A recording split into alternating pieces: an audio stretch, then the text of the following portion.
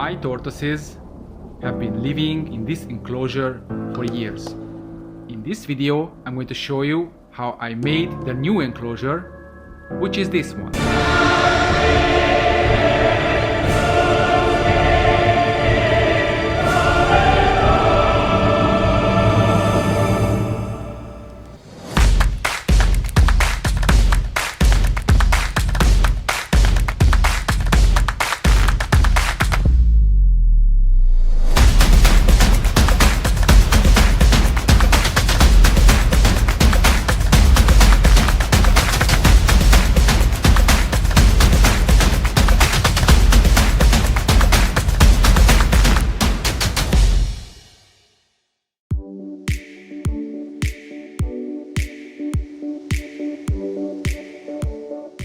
Hello everyone!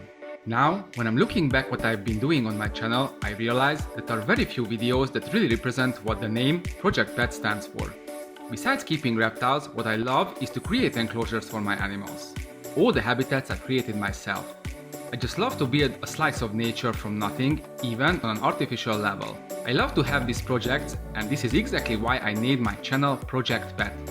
Unfortunately, this doesn't reflect much on my channel since almost all of my enclosures were already done before I started my work on YouTube. However, my current plans are going to change the direction big time. You know, I'm not an animal hoarder. My collection is pretty much the same for years now. The fact that I don't have to build new cages all the time doesn't cut me away from improving the existing ones. I really want to have a reptile room that is spectacular, and where if I look around, I have the feeling that everything looks and functions ultimately well. I plan to have cages that represent the level of care and passion I have towards my hobby. I think my room is nice as it is, but it's certainly not ultimately good, and this is going to change from this moment. The great upgrade starts now with the third step, which is the enclosure of my tortoises.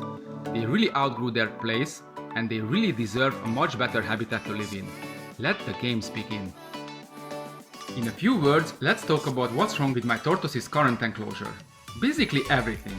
First of all, it's way too small and it's a no-brainer that it has to be replaced. Secondly, it's made of glass and the tortoises can see through the sides, which is also bad since they can't really process transparency. They needed a wooden enclosure with proper hides and more advanced lighting.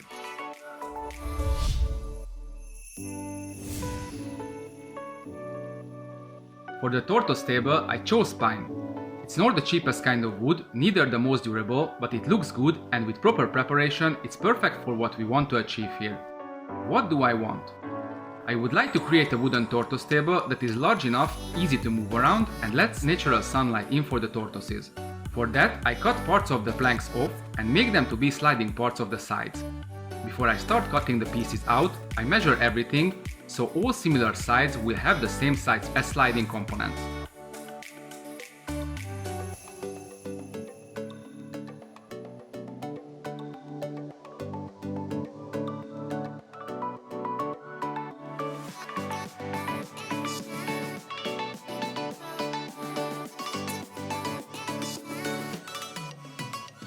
Once I have all sides prepared, I screw them together to make a frame.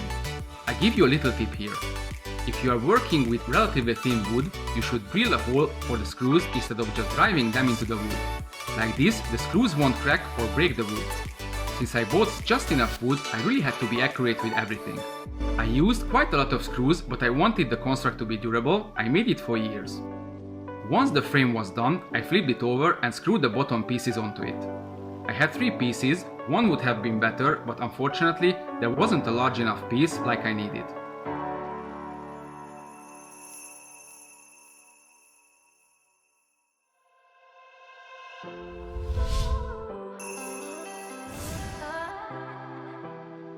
The main structure is ready, it's time to prepare the wood against water and physical stress. Varnishing or lacquering the wood helps with those. Try to buy material that is for indoor structures so it doesn't smell. You need to add multiple layers onto the table because the first ones will be sucked into the wood right away due to the nature of pine. Fear not, this process will make the wood resistant towards water. The last coat will give the wood a hard protective layer so it won't be easy to scratch and damage the surface. Leave everything to dry out properly between the coatings. Everything else about how to use these materials should be written on the back of the cans.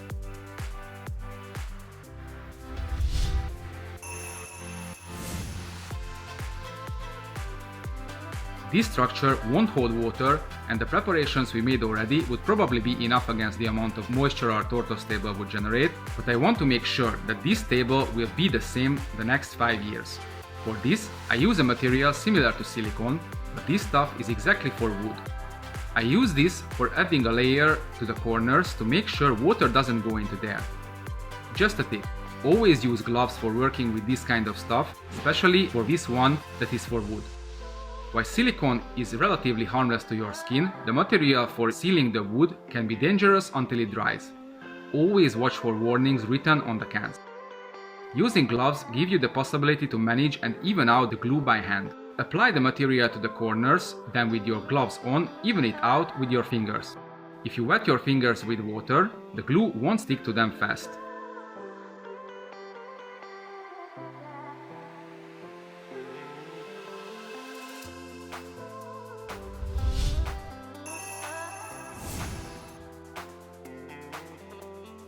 You remember I thought that one of the main criteria towards the table was being easy to move.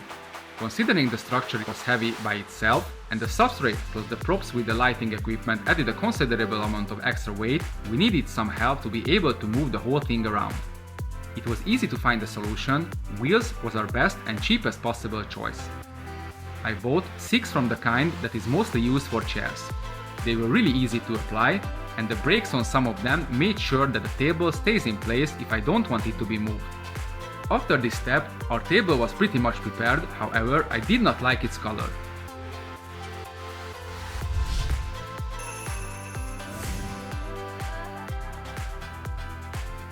For the outer sides, I used another kind of material, a material you can use for making wood to be weatherproof. This final coat gave the table a very nice looking yellowish tint, which elevated the whole thing completely, making it look like a nice piece of furniture.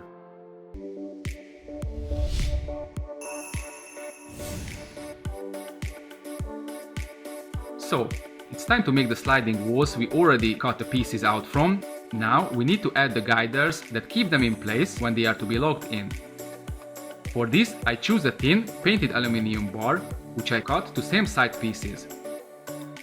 It was important that the bars were thin enough so they looked good on the structure, but durable enough as well to be able to hold the wooden planks. When I got all the parts done, I drilled the holes for the screws. I used very small screws, there was no need for the big ones. Once I got them in place, there was nothing else left but to put the guillotine sliding walls to their places. Our table itself is done, let's make the accessories. First, we are going to make the frame that holds the heat and the UV lamps.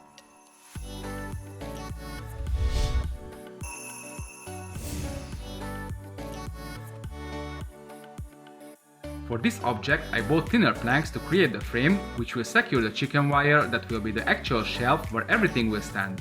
This shelf can be placed anywhere on the table. With the 2 guiders on the bottom, it slides on the sides of the table like train on a rail. There are 2 locks to lock it in place. These locks also secure the frame, even the sides are taken out.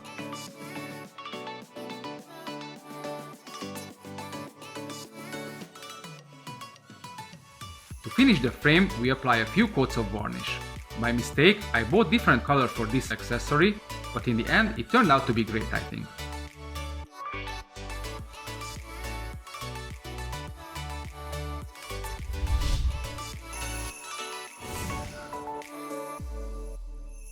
Another accessory for the tortoise table is a little box that hides all the cables, the switch and the extension cord.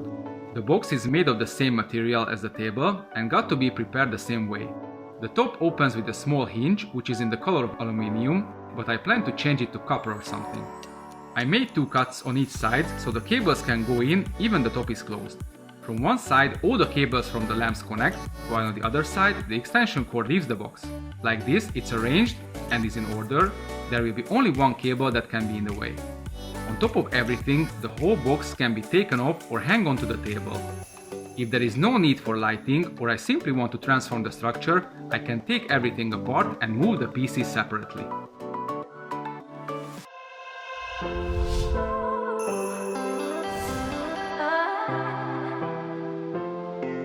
We are in the finish line.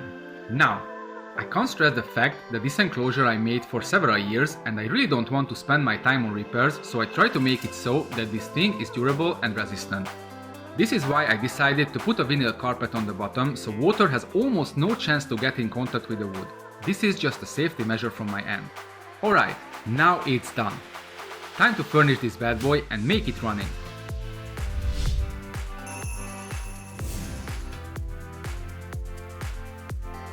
On the bottom, I put cocoa fiber so it sucks up moisture and provides a nice microclimate for the tortoises if they want to dig deeper.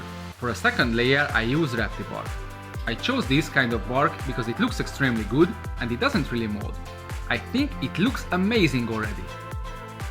The time has come for my little ones to have a proper hide. I thought for the wooden table a wooden hide would go well, so I bought this pre-made thing. It would have been easy and so much cheaper if I done it myself, but I wanted to assemble the whole habitat as soon as possible. I gave a good rinse to the prop earlier, so it's already waiting. Hydration for tortoises is very important, so I chose to use some wet moss to stuff their hide. They really love to dig into it, they spend a lot of their time to rest under a nice clump. Apart from placing it into their hide, I decorate the rest of the enclosure with it. It really makes everything more naturalistic, and I'm not even saying the fact that these eating machines love to nibble on the moss from time to time. Flat stones are needed because of multiple reasons. First of all, they look good. Secondly, they suck and keep the heat in under the basking lamp. Thirdly, I like to offer my tortoises food on these flat stones so they trim their beaks while eating from the hard surface. I also give a small living plant to the enclosure for aesthetics, but the little ones can find shade under or even nibble on the greens if they feel like. A large and not too deep water bowl gives the possibility for drinking and having a little soap without the possibility for drowning. The bowl's ceramic material can suck the heat in from sunlight and can keep the water warm for a good bath. While the table can be placed under direct sun, it still needs some lighting to provide heat and UV while sunlight is not present for whatever reason. I have a strong UV bulb directed towards the center of the table, while two strong heat lamps are providing the essential heat for the side of the hide and for the basking area. First, I wanted to add only one heat lamp, but later I decided to add one extra just to be sure.